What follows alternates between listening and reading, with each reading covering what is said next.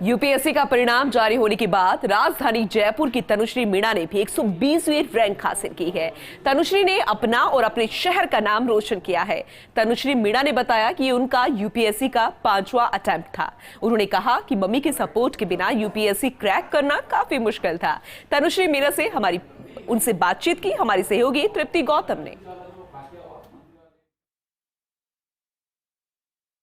UPSC का परिणाम आज जारी हुआ है। गांव ढाणी जयपुर के बच्चों ने इसमें अपनी सफलता हासिल की है और इसी को लेकर मैं अभी मौजूद हूँ तनुश्री मीणा के घर पे, जिन्होंने 120वीं रैंक हासिल कर अपना ही नहीं, अपने परिवार का ही नहीं बल्कि जयपुर शहर का नाम रोशन किया है। तो तनुश्री, आपसे सबसे पहले जानना चाहेंगे, कब आपने सोचा था कि आप यूपीएससी के रैंक मतलब यूपीएससी क्रैक करने के लिए आगे बढ़ेंगे, इस फील्ड में आगे बढ़ेंगे, ये सपना आपने कब देखा था?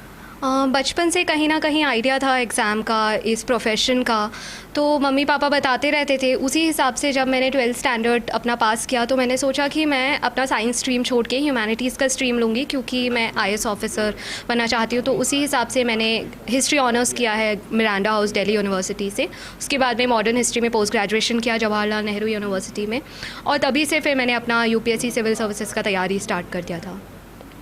तनुश्री, मैं जानना चाहूँगी आपके सपोर्ट सिस्टम के बारे में, क्योंकि बिना सपोर्ट के इतनी बड़ी सफलता को हासिल करना आसान नहीं है। तो आपका सपोर्ट सिस्टम आप किसको मानते हैं? सपोर्ट सिस्टम के लिए मैं कहूँगी कि मेरे पेरेंट्स मेरा सबसे बड़ा सपोर्ट सिस्टम है, और मेरे बहन भाई, क्योंकि कॉन्स्टेंटली उनके साथ रहती थी तो मुझे ऐसा लगता था कि मैं किसी टफ एग्ज़ाम की तैयारी नहीं कर रही हूँ। जब भी थोड़ा डाउन फील करती थी या ओवरवेल्म फील करती थी तो मैं तुरंत अपने कमरे से निकल के अपने बहन भाइयों के पास आ जाती थी, मम्मी पापा के पास आ जाती थी।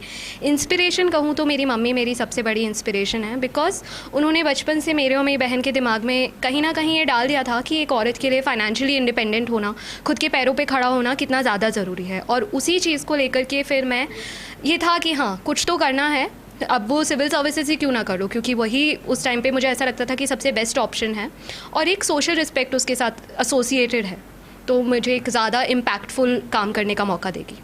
ये थी हमारे साथ तनुश्री, जिन्होंने बताया कि उनकी सफलता का मंत्र क्या था। अभी हमारे साथ उनके पिताजी भी मौजूद हैं, उनसे जानना चाहेंगे। सर, पहले तो आपको बहुत बहुत शुभकामनाएं। आपकी बेटी ने आप ही का नहीं बल्कि पूरे शहर का नाम रोशन किया है। मैं सभी से कहना चाहूँगा कि अपनी बेटियों को ज़्यादा से ज़्यादा पढ़ाएं, क्योंकि शिक्षा के बिना कुछ नहीं है।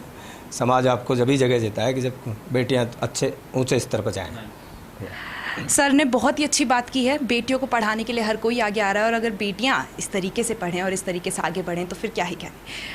कैमरा पर्सन संजय के साथ Tripti Gautam, first India news, Jaipur.